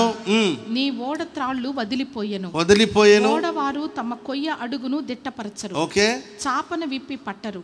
కాగా విస్తారమైన దోపుడు సొమ్ము విభాగింపబడును, కుంటివారే దోపుడు సొమ్ము పంచుకుంటారు. నాకు దేహములో బాగులేదని అందులో నివసించు వారెవ్వరూ అనరు, దానిలో నివసించు జనుల దోషమును పరిహరించబడును. స్తోత్రం చెప్పండి గట్టిగా. నాకు ఆరోగ్యం బాగలేదు అని ఎవరు అనరంట. ఇంకా ఆమె చెప్పండి గట్టిగా. పక్కన వాళ్ళని చూసి చెప్పండి, నాకు ఆరోగ్యం బాగలేదని ఇక నేను అననండి. ఎలా ఉన్నారంటే ఆరోగ్యంగా ఉన్నానని చెప్పండి. హల్లెలూయా, ఐఎమ్ బ్లెస్డ్ అని చెప్పండి. ఐఎమ్ బ్లెస్డ్, నేను ఆరోగ్యంగా ఉన్నానని చెప్పండి. నేను క్షేమంగా ఉన్నానని చెప్పండి. హల్లెలూయా. క్షేమమా కుశలమా అని అడగండి. క్షేమమే అని చెప్పండి. హల్లెలూయా. ఎలా ఉన్నారమ్మా అని అడిగాను అనుకోండి, ఏదో ఉన్నానయ్యా, ఊరు పొమ్మంటుంది, కాడు రమ్మంటుంది, ఇంకేముందిలే అయ్యా. అమ్మా తిన్నావా అని అన్నాను అనుకోండి, ఏం తినబుద్దే కావట్లేదయ్యా అంటే వాళ్ళ కోడలు అంటది, ఉదయాన్నే గ్లాసులు పాలు తాగుతుంది, 7 ఇడ్లీలు తినింది, 4 దోశలు తినింది, 3 అరటిపండ్లు తినింది, హార్లిక్స్ తాగింది, 11 గంటలకు బత్తాయి రసం తాగింది. Praise lord. మధ్యాహ్నం బ్రౌన్ రైస్ వేసుకొని నాటుకోడి పులుసు పోసుకొని అంత తినింది. ఏమ్మా అని అడిగారు, ఏం తినబుద్దే కావట్లేదు. తినబుద్ధి కాకపోతే ఇంత తిన్నది, ఇక బుద్ధి పుడితే ఇంకెడ తింటుందో మనకు తెలీదు. అసలు తినబుద్ధే కావట్లేదు. కొంతమంది అమ్మా భోంచేసామంటే ఇంత ఎక్కడ సరిపోతుంది అమ్మ అంటే ఇంతే, ఎప్పుడు అడిగినా ఇంతేనంటే. ఏంటంటే నాకు ఆరోగ్యం బాగాలేదు. వింటున్నారమ్మా? వినాలి అందరూ, దైవ సేవకుడు వినాలి. బ్రదర్ కొంచెం అక్కడికి అబ్బా నాకు అంటుంటాడు, అప్పటిదాకా బాగానే ఉంటాడు. ఒక పని చెప్పామనుకో, బ్రదర్ కొంచెం వెళ్ళి ఆ బాక్సులు అక్కడికి అబ్బా నరాలు పట్టే ఒరే నరాలు పట్టేంత వయసు ఏంటండి? నీ వయసు ఎంత? 23 సంవత్సరాలు. అబ్బా నరాలు పట్టేస్తుంది. Praise lord. ఇంకేదైనా అన్నాం అనుకో, అన్న నాకు ఫైల్స్ వచ్చినాయిగా అంటారు. ఇప్పుడు దగ్గు వచ్చిందంటే, జలుబు వచ్చిందంటే మనకు తెలుస్తుంది. అది నీకు ఫైల్స్ వచ్చింది నాకు ఎలా తెలుస్తుంది చెప్పండి? మనం ఎలా తెలుసుకోగలుగుతాం? సర్లే ఫైల్స్ అంటే ఆ ఫైల్లో పెట్టేసండి నేను కూడా. Praise lord. పని చెప్తే చాలండి కొంతమంది అబ్బా అంటుంటారు. సియోన్ దేవుడు ఒక నిమ్మళమైన కాపురముగా దేవుడు మార్చబోతున్నాడు. చప్పట్లు కొడితే మొదలు గట్టి రోగాల పర్వం నుండి దేవుడు విడిపించబోతూ ఉన్నాడు. హల్లెలూయా, హల్లెలూయా. ఆ పట్టణంలో నాకు ఏంటండి, ఏ మాట ఇంకొకసారి చదవండి అది. నాకు దేహములో నాకు బాగులేదని అందులో నివసించు వాడెవడును అనరంట. అలాంటి ఆరోగ్యాన్ని దేవుడు మీకు అనుగ్రహించును గాక. నిమ్మళమైన కాపురం. Praise lord. అక్కడ దేవుడు న్యాయకర్తగా ఉంటాడు, న్యాయాధిపతిగా ఉంటాడు, శాసనకర్తగా ఉంటాడు, రాజుగా ఉంటాడు, రక్షకుడుగా ఉంటాడు. అక్కడ ప్రభావము కలిగిన దేవుడుగా ఉంటాడు. సియోను పట్టణంలో అక్కడ ఆయన శాసనమే నెరవేరుతుంది. అక్కడ ఆయన న్యాయకర్తగా ఉంటాడు. ఆ పట్టణానికి ఆయనే రాజు. ఆ పట్టణాన్ని రక్షించేది ఆయనే. ఓడలు కానీ, పెద్ద పెద్ద ఓడలు కానీ అక్కడికి రావండి. అక్కడ నదులన్నీ ప్రశాంతంగా ఉంటాయి.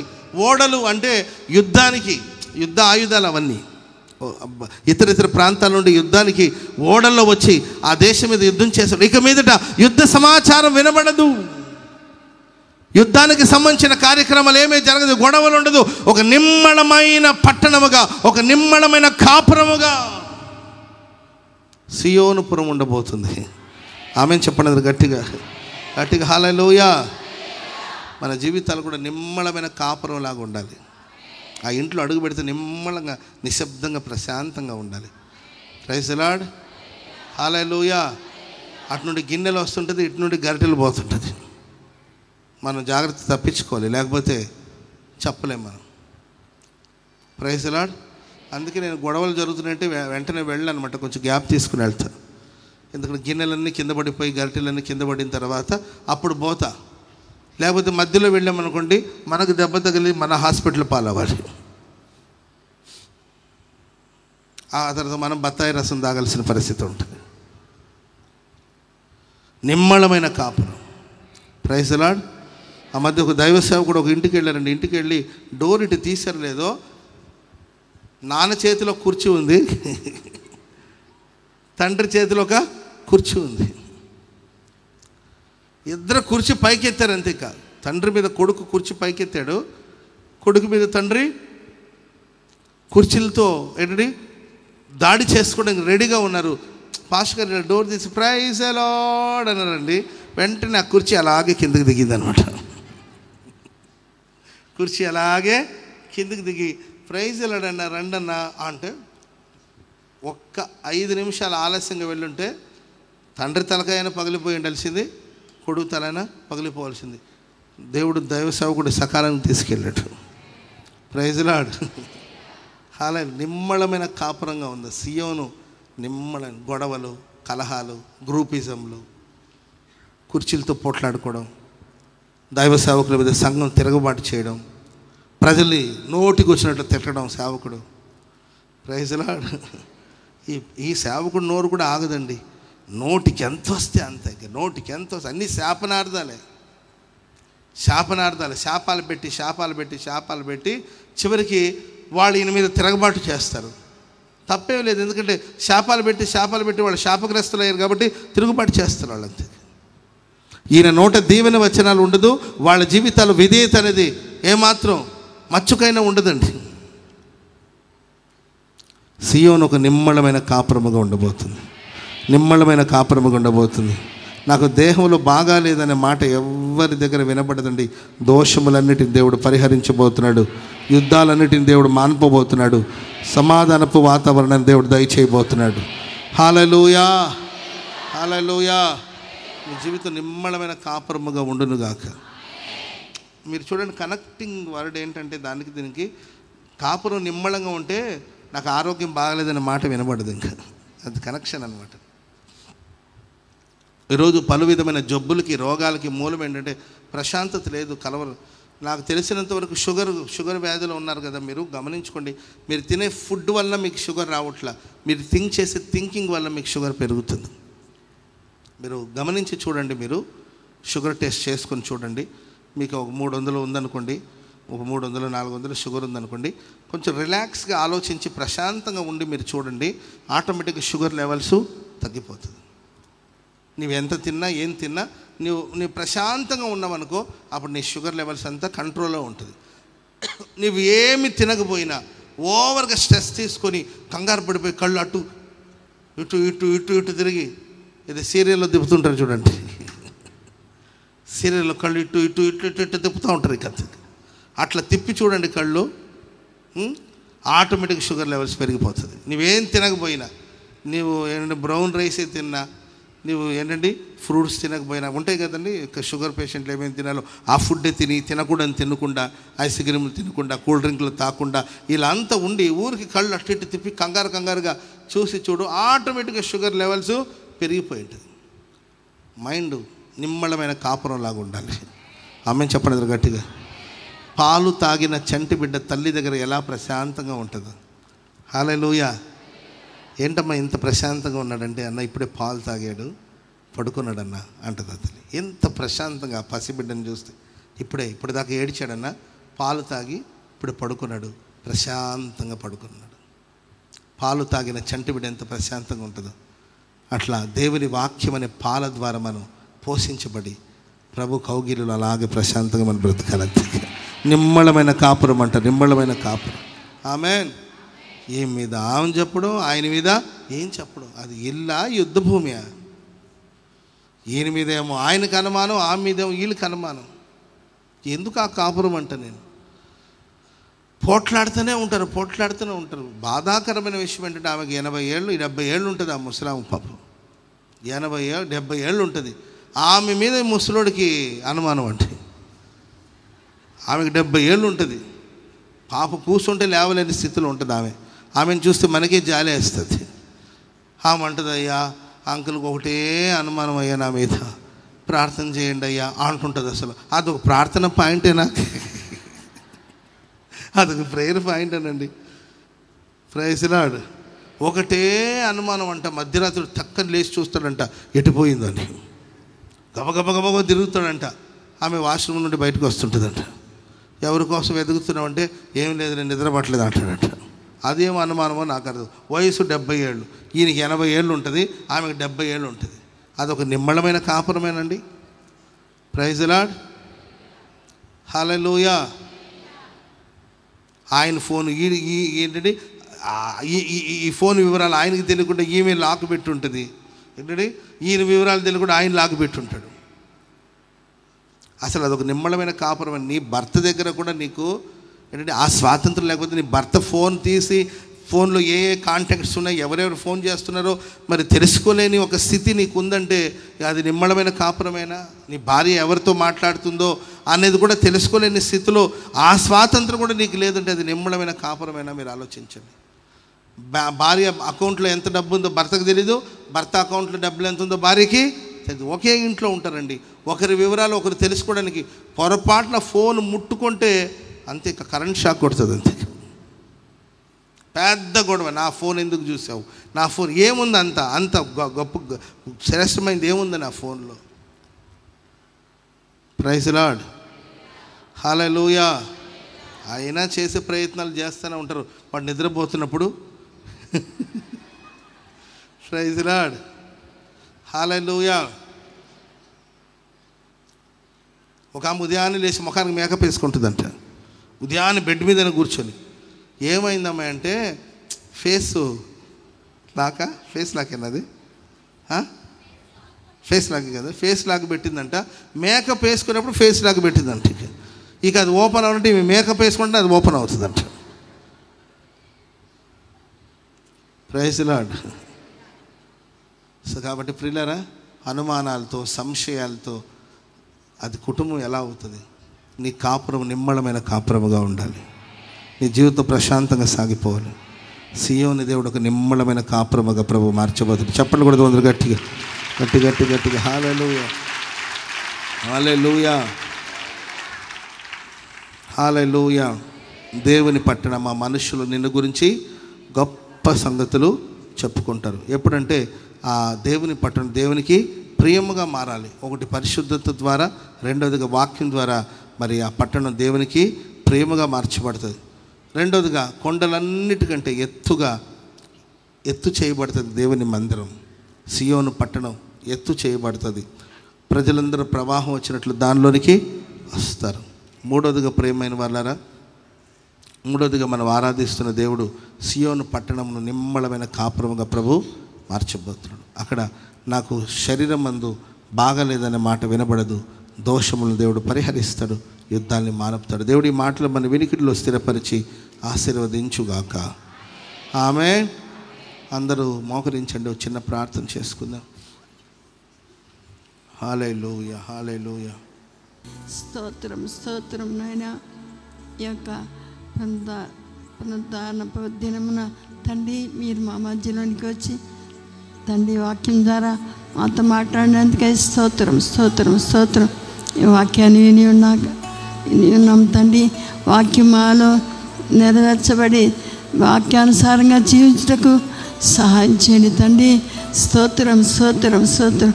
ఆరాధనలో మీరు తోడుగా ఉన్నారు తండ్రి. ప్రారంభం నుంచి ముగింపు వరకు కూడా తండ్రి మీరే మాకు తోడుగా ఉండి సహాయం చేసినందుకే స్తోత్రం, స్తోత్రం, స్తోత్రం. దేవా సహాయం చేయండి తండ్రి. ఈ రెండో ఆరాధన జరగబోతుండగా ఆ కూటాన్ని కూడా ఆశీర్వదించండి తండ్రి. స్తోత్రం, స్తోత్రం, స్తోత్రం. యేసయ్యా కనికరించు నాయన. వచ్చిన ప్రతి ఒక్కరిని ఆశీర్వదించండి తండ్రి. ఎవరు వ్యర్థంగా కోల్పోకుండా వాక్యాన్ని పెట్టకుండా తండ్రి వాక్యాన్ని నెమ్మది వేసుకునేటట్లుగా ప్రభా మీరే కనికరించి ప్రతి బిడ్డకు సహాయం చేయండి తండ్రి. స్తోత్రం స్తోత్రం తండ్రి. వాక్యం ద్వారా చక్కని మాటలు పాస్టర్ గారి ద్వారా మాకు అందించారు తండ్రి. స్తోత్రం స్తోత్రం కనికరించి జరిగిన ఆరాధన కూడా మీరు ఆశీర్వదించి మహిమ పొందండి. స్తోత్రం స్తోత్రం స్తోత్రం స్తోత్రం అయ్యా. పాస్టర్ గారిని ఆశీర్వదించి బలంగా వాడుకోండి అయ్యా. స్తోత్రం స్తోత్రం స్తోత్రం తండ్రి. కనికరించి మమ్మల్ని అందరినీ మీ బలమైన హస్తలో అప్పగించుకుంటున్నాం. కనికరించి హాకలో మీరు ప్రారంభించిన ఉన్నతమైన పని సంపూర్తిగా నెరవేర్చి ఈ మహిమగల రాజ్యం కొరకు రాకడ కొరకు సిద్ధపరచడం మా ప్రభు అయిన యేసుక్రీస్తు పరిశుద్ధ నామములో ప్రార్థించి వేడుకొంచున్నాం తండ్రి. ఆమేన్. ఆమేన్.